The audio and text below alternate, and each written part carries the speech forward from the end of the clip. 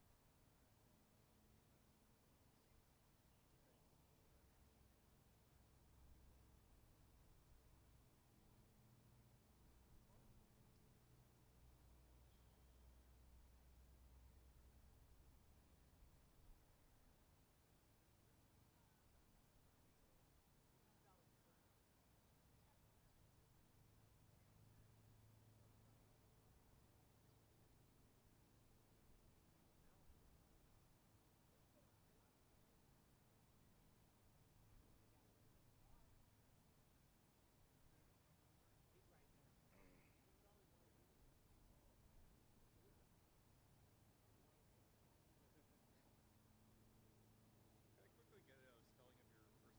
Yeah, Detective. Oh, jeez. Richard is my first name. Richard? Yep. Last name is Encinas. Yep. I will say I do like Detective OGs better. What's that? I do like Detective OGs better. Take your OGs? Yeah. I don't know that one. Because you bumped Oh, into that. it when you were saying like Samuel your name. I was like, Just a dad joke, you know? Yeah. My bad. I should have been looking down. That's what I should have been doing. Like sometimes dad jokes is peak comedy. Like sometimes it doesn't get better than that. Sometimes it does. But Well, I get teenagers. They don't talk to me much anymore. okay, I just have my wife. My wife has to deal with me. I got one out of the house. He lives in Tucson and goes to school there. And then I got a 17-year-old, and dads are not cool. So. Too many dad jokes.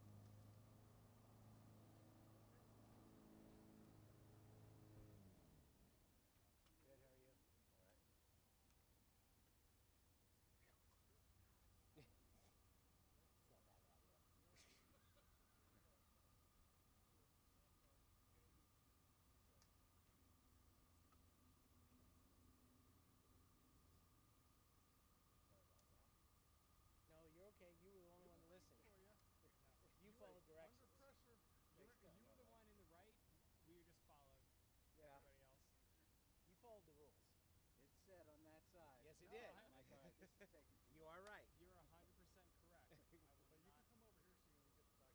But you can come over here so you can get the back of his head. You don't want my bald spot. You could probably come over on this side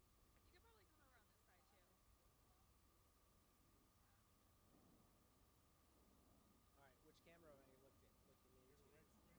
Right to Rick. Dead All center right. to Rick.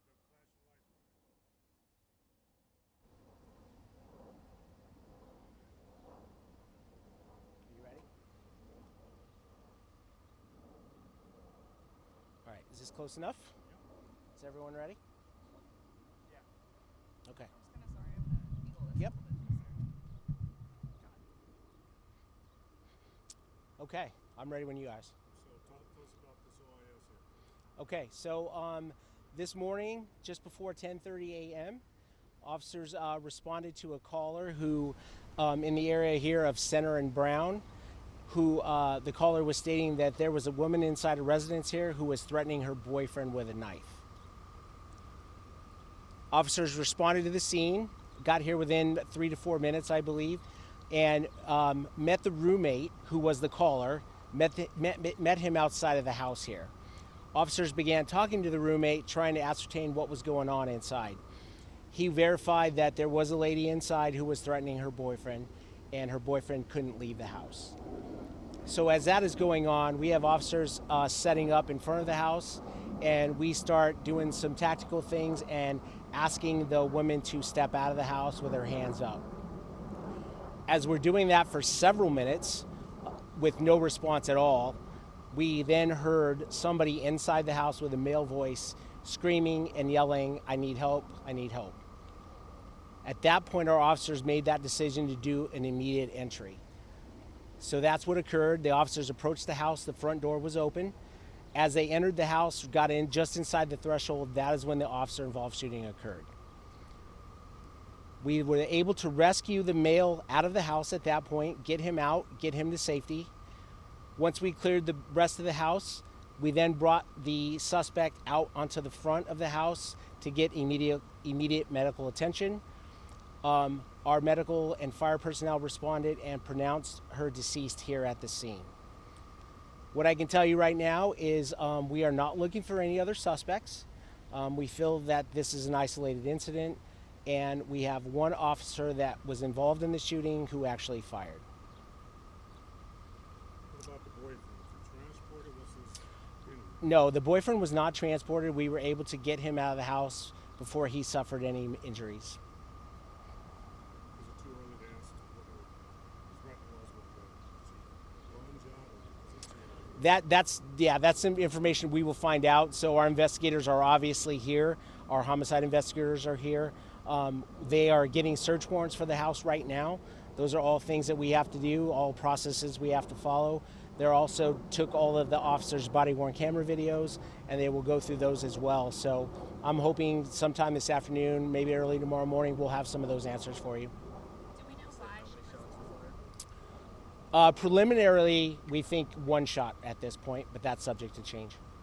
Do you know why she was threatening her boyfriend and why she was saying he couldn't leave? No. So as we were speaking to the roommate, trying to figure out what was going on, that is when the officers on scene heard somebody inside yelling, "I need help, I need help."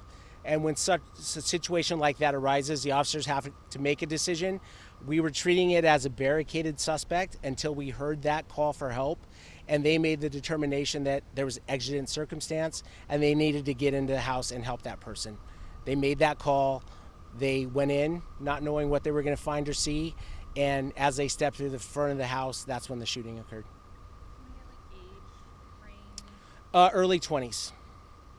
So were these guys not able to like overpower the woman until you guys got here? That is something we'll probably figure out during the investigation, but the roommate was outside, so he was relaying information to us that the boyfriend was not free to leave or couldn't leave. So that's what we have right now.